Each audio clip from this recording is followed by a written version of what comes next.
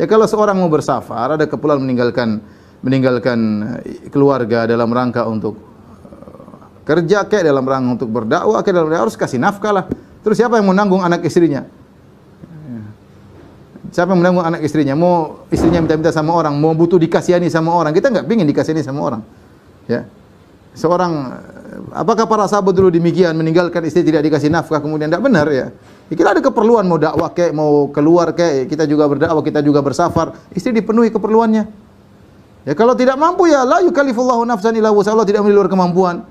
Ya sudah cari nafkah. Cari nafkah itu pahalamu jelas. Jelas cari nafkah buat anak istri pahalanya jelas.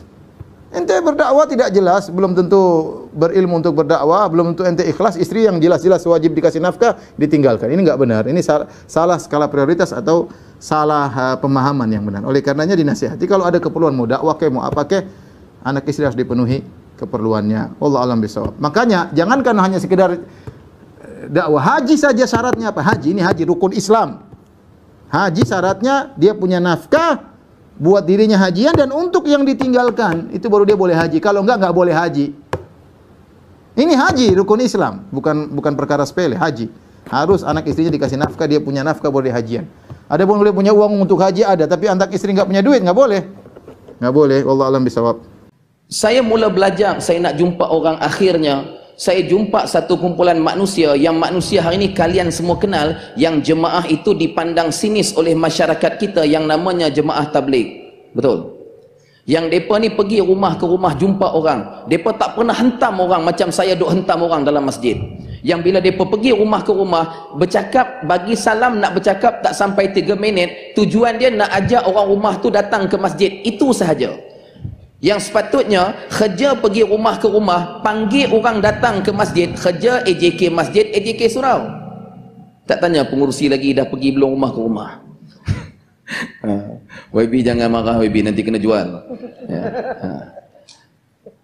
Yang sepatutnya AJK masjid, AJK surau kena terima kasih pada jemaah tabligh sebab tolong buat kerja mereka. Betul? Tapi apa yang berlaku? Dibaling beg keluar daripada masjid. Di tempat saya di Ipoh, pengerusi umum pakai mikrofon depan orang ramai minta jemaah tabligh keluar daripada masjid kami. Walaupun macam-macam tumahan orang sebut jemaah tabligh ni apa dia, tak berpolitik. Weh, aku mengundi. Saya tabligh tapi saya mengundi. Nak kata apa? Muka macam tak puas hati ya. Kan? Orang tomah apa lagi? Jemaah tabligh tak bagi nafkah. Keluar 3 hari, keluar 40 hari, keluar 4 bulan tak bagi nafkah dekat anak bini. Saya keluar 40 hari pada 1 Ramadan baru-baru ni. Sampai 10 Syawal. Pergi serata masjid kami 40 hari tu kena di Kulim, kawasan Lunas.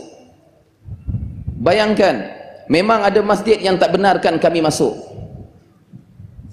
Bahkan ada satu masjid di Padang Serai belah-belah Afrika tu, buat signboard pula YB, jemaah tabligh tidak dibenarkan iktikaf atau tak benarkan tidur di sini melainkan dengan kebenaran. Yang mention tabligh tu pasal apa? Nak gambarkan bahawa jemaah ni tak bagus. Ada satu masjid, tapi bukan masjid Padang Serai yang di sini, yang belah Afrika. Ni yang ustaz-ustaz depan ni mengajak di masjid tu, tegoklah sikit. Siap bubuh signboard dekat situ. Saya nak bagi tahu, bila ditohmah, bila saya keluar, rupa-rupanya saya bekas pegawai Jabatan Agama Islam Perak. Sepanjang saya bertugas Jabatan Agama, memang beribu-ribu isteri mengadu suami tak bagi nafkah, tapi bini orang tabligh seorang pun tak pernah mengadu. Yang beribu aduan tu semua bini orang macam hampa. Haram sungguh ustaz ni kan. Tak sungguh.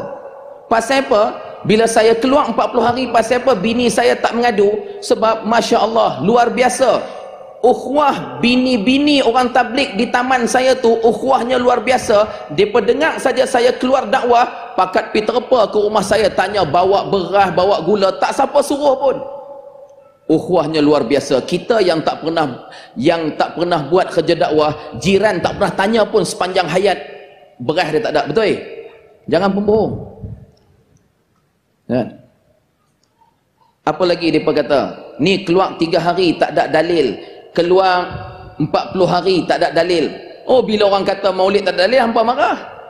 Kita marah, saya pun marah. Tapi bila kita akhirnya ada satu kumpulan pelajar universiti yang dia rasa dia pandai, depa ni sombong ilmu depa macam mana saya pernah sombong dengan ilmu saya, pi kepung satu grup tabligh di kalangan alim ulama para maulana.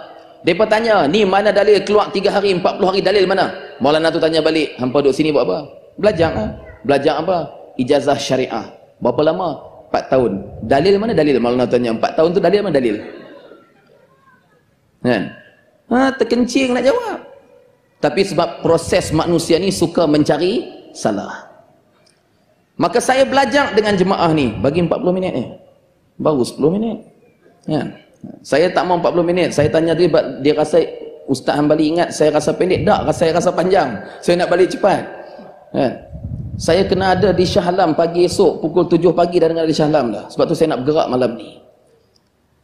Jadi bila saya mula keluar, kali pertama saya mula keluar 3 hari nak belajar dakwah ni, dah nak kononnya nak belajar dakwah, nak pi jumpa, nak buang sombong, tapi sombong tu duk ada lagi. Pasal apa? Masa keluar dengan 4-5 orang keluar 3 hari itu, saya seorang ustaz, yang lain orang biasa. Sombong lagi. Alah, aku ustaz, takkan depa nak ajar aku.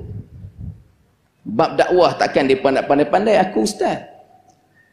Bila keluar hari pertama tu petang tu lepas asar, ayah-ayah ibu sekalian, bila kami nak pergi ke rumah, oleh sebab depa ni pula depa tahu saya panas baran, depa tak bagi saya bercakap. Depa kata, ustaz, pergi rumah ke rumah, diam, depa kata.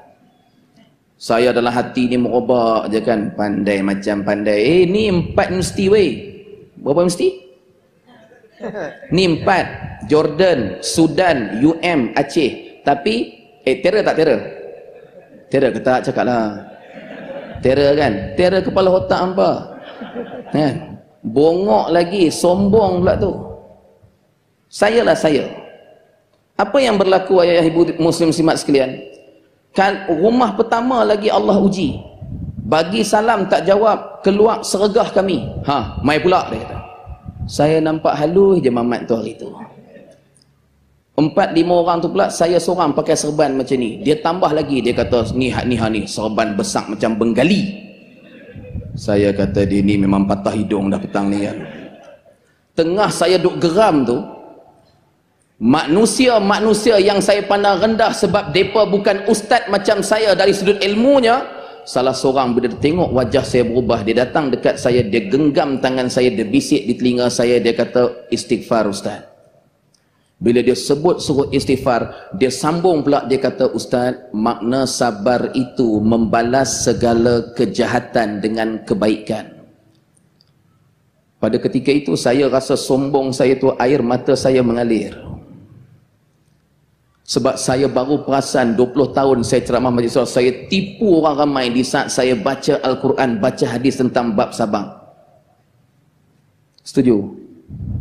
Dari praktikalnya saya sendiri tak ada sabar. Sampai orang yang saya pandang rendah ilmu mereka ni, mereka ni datang sebut dekat saya, makna sabar itu ialah membalas segala kejahatan dengan kebaikan. Hari itu muslimin muslimat ibu sekalian, Allah uji kami. Hari itu rumah kedua pula buka pintu, ludah, tutup balik. Tapi saya tak ada perasaan marah dah. Saya hanya masa air mata saya mengalir, saya hanya nekat, saya nak tengok apa mereka ni buat.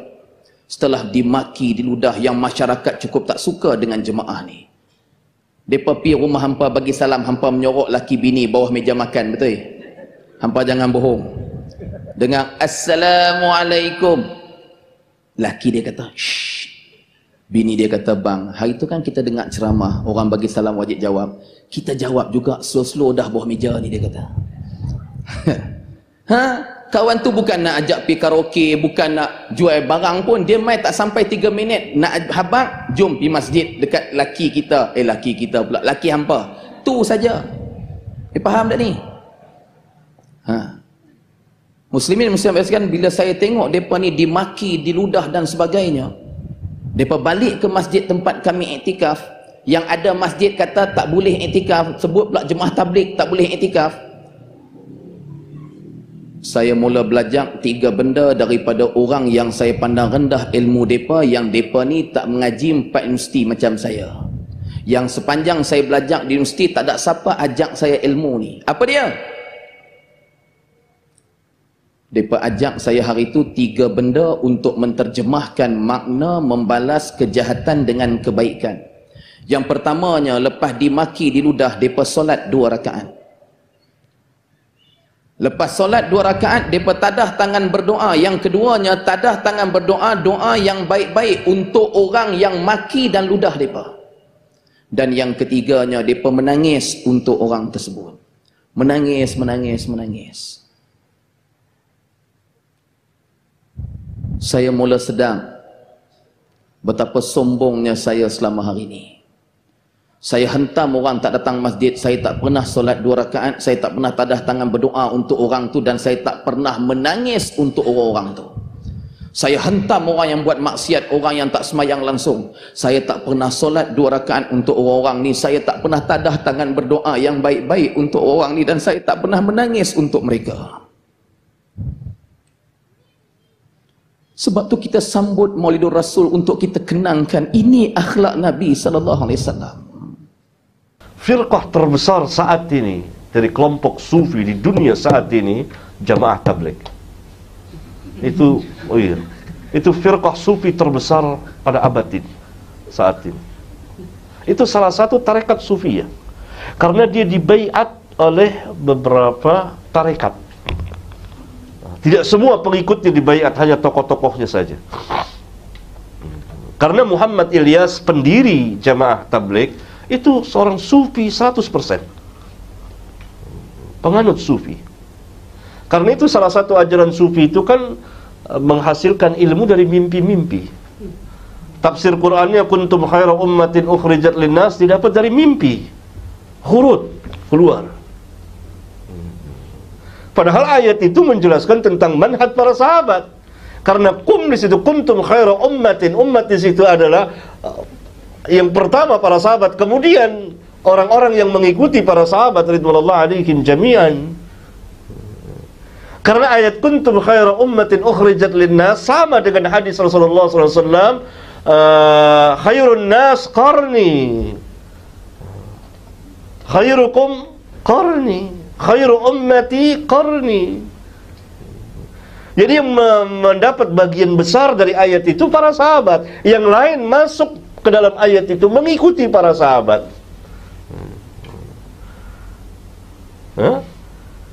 Nah, ini ditafsirkan oleh Muhammad Ilyas sebagai pendiri Jamaah Tabligh, seorang sufi, bahwa kewajiban khurud.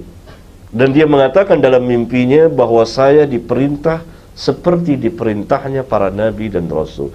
Secara tidak langsung dia mengaku mendapat wahyu.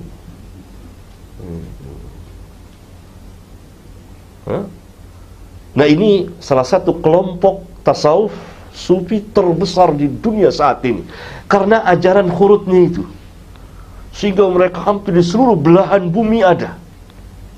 Bahkan ini mencapai ranking pertama firqah sesat terbesar di dunia dalam Islam. Tadinya Ikhwanul Muslimin menempati ranking pertama, kemudian sekarang berganti Jamaatul Tabligh.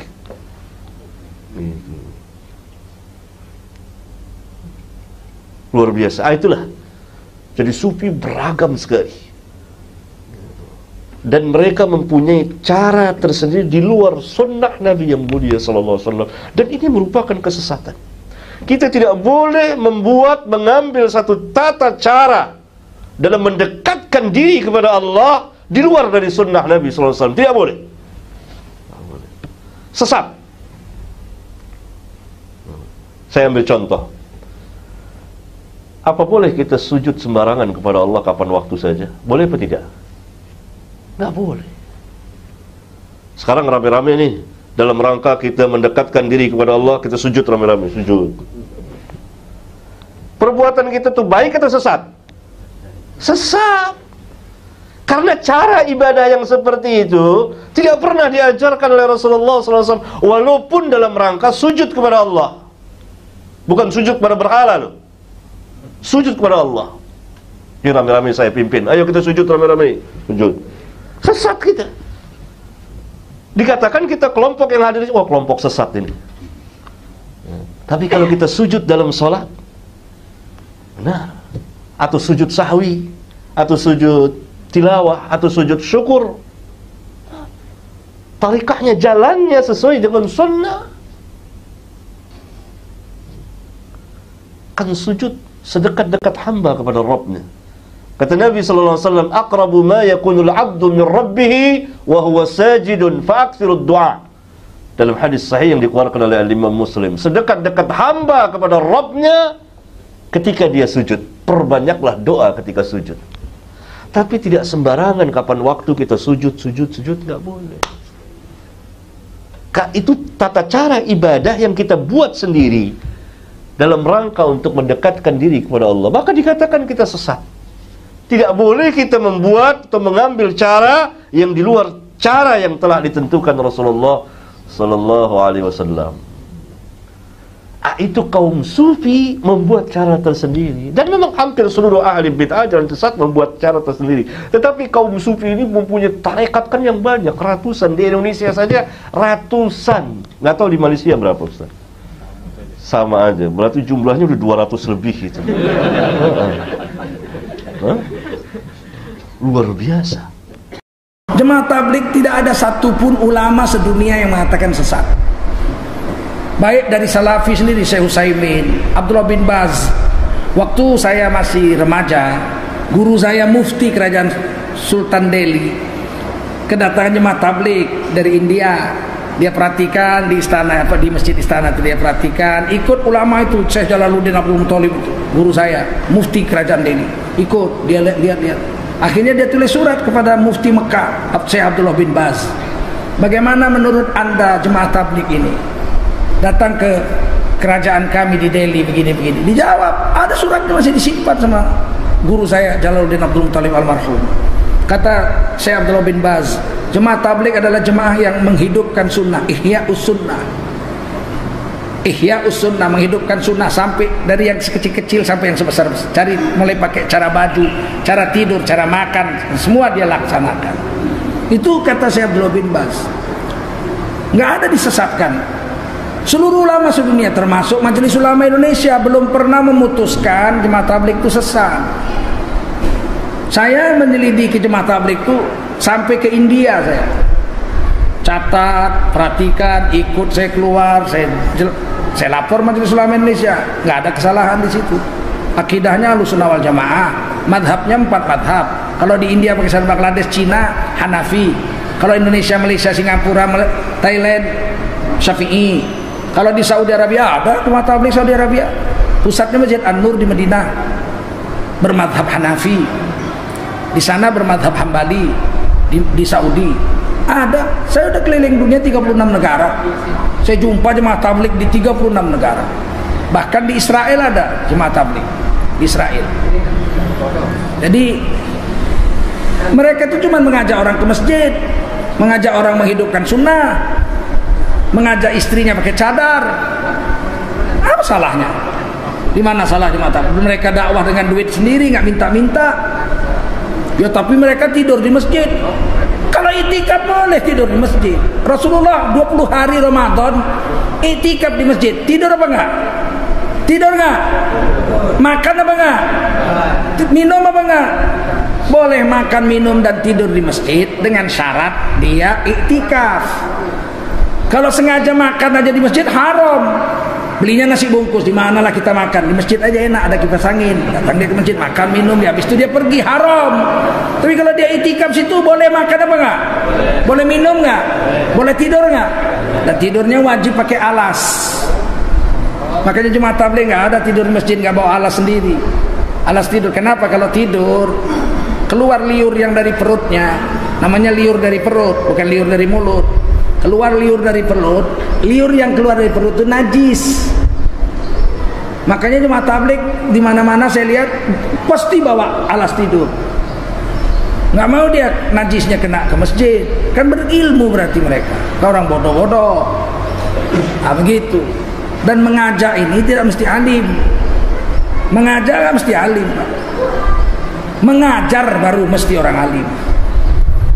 Pak, 10 menit lagi zuhur, yuk ke masjid yuk. Kata tukang jeruk sama tukang cendol, Pak, ayo 10 menit lagi ke masjid kita yuk, sholat zuhur. Si tukang tenggol nanya, mana dalilnya sholat berjemaah? Manalah aku tahu Pak, aku tukang jeruk. Yang aku tahu Bapak orang Islam, aku orang Islam, 10 menit lagi azan, ayo kita ke masjid sholat berjemaah. Dalilnya kita tanya sama imam kita, dia tamat pesantren. Biar dalilnya hadisnya yang baca imam, jangan aku tukang jeruknya. Yang tahu aku jeruk beras tagi 25.000 segitu. Boleh nggak? Memang bukan tugas kita mengajar, tugas kita mengajak aja. Yang memberikan dalil ulama yang mengajar. Pak, Bapak aku tengok orang kaya Bapak. Oh, aku ini 7 keturunan orang kaya aku. Bapak orang kaya, kebun sawitku 2000 hektar. Masya Allah, udah naik haji? Belum, naik haji Pak. Mana dalilnya? Nggak tahu aku, yang tahu aku orang kaya naik haji. Dalilnya nanti pergi ke masjid, kita tanya sama ustadz kita di sana. Paham? Dakwah itu tugas kita semua. Mengajar, tugas ulama. Jangan dai dianggap ulama. Dai bukan ulama, dia cuma ngajar. Ayo kita ngaji yuk, di masjid ada pengajian. Mana dalilnya? Hadisnya menuntut ilmu. Mana aku tahu? Yang aku tahu ada pengajian, siapa yang datang kalau nggak kita yang datang? Nanti hadisnya tanya sama yang ngajar lah, kan ada ustadz di situ. Itulah tugas kita sebenarnya. Tapi hari ini nggak boleh dakwah orang yang nggak alim.